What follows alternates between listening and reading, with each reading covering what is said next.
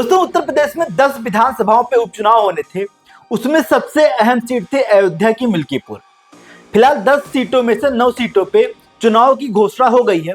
तारीखों का ऐलान हो गया। चुनाव आयोग ने प्रेस कॉन्फ्रेंस करके बता दिया है कि चुनाव कब होना है। 13 नवंबर को चुनाव होगा, वहीं 23 नवंबर को परिणाम भी आएगी। लेकिन 10 जब विधानसभा उपचुनाव होने थे तो 9 सीटों पे ही चुनाव क्यों होंगे? मिल्कीपुर का नाम क्यों गायब?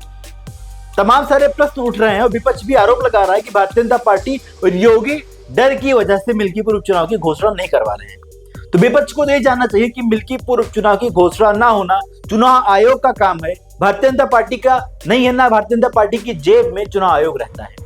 वहीं दूसरी बात कर लें कि चुनाव की घोषणा क्यों नहीं हुई, तो उसको भी चुनाव आयोग ने बताया है, स्पष्ट किया है।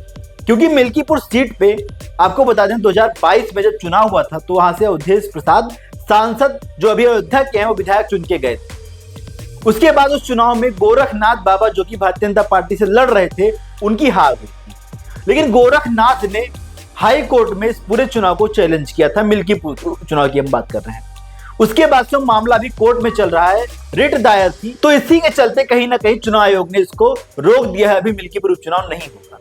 लेकिन तमाम लोग आरोप लगा रहे हैं कि योगी आदित्यनाथ डर की वजह से, क्योंकि अवधेश प्रसाद के लड़के अजीत प्रसाद वहां पे उम्मीदवार बनाए गए हैं समाजवादी पार्टी की तरफ से, तो ये डर योगी का बताया जा रहा है कि योगी डर की वजह से चुनाव वहां पे नहीं होने दे रहे हैं।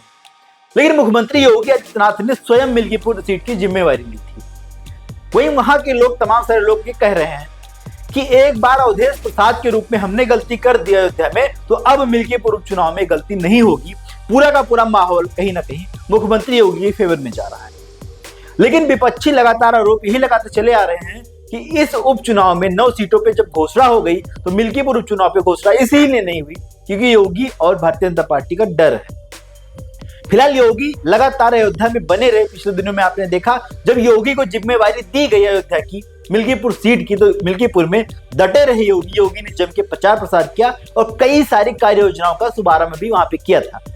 फिलहाल मुख्यमंत्री ने अपनी सरकार की कामकाज भी गिनाए थे। उसके बाद कहीं ना कहीं अयोध्या राम मंदिर का मुद्दा भी उठा था, क्योंकि जब अवधेश प्रसाद सांसद बनके संसद भवन पहुंचे थे सपा की तरफ से, तो उसके बाद से राहुल गांधी और अखिलेश यादव ने बड़ा मजा लिया था भारतीय जनता पार्टी का अयोध्या में। उसी के बाद से लगातार योगी आदित्यनाथ सक्रिय दिखे, वहीं अयोध्या को लेकर एकदम सीरियस दिखे। फिलहाल योगी अयोध्या को लेकर शुरू से ही सीरियस रहते थे, लेकिन अब कहीं ना कहीं वो ज्यादा सीरियस हो गए हैं। उन्होंने तमाम सारी तैयारियां, तमाम सारे प्लान बना लिए हैं उपचुनाव को लेकर। फिलहाल चुनाव आयोग इसकी घोषणा इसलिए नहीं किया क्योंकि मामला कोर्ट में है और कोर्ट से बढ़ के कुछ भी नहीं है। जब मामला क्लियर होगा तो कहीं ना कहीं चुनाव हो जाएंगे। फिलहाल विपक्ष का काम है आरोप लगाना।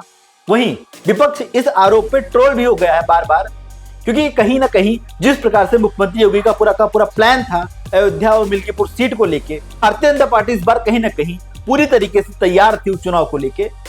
फिलहाल इस पूरी खबर को आप कैसे देखते हैं हमें कमेंट करके जरूर बताइएगा। धन्यवाद।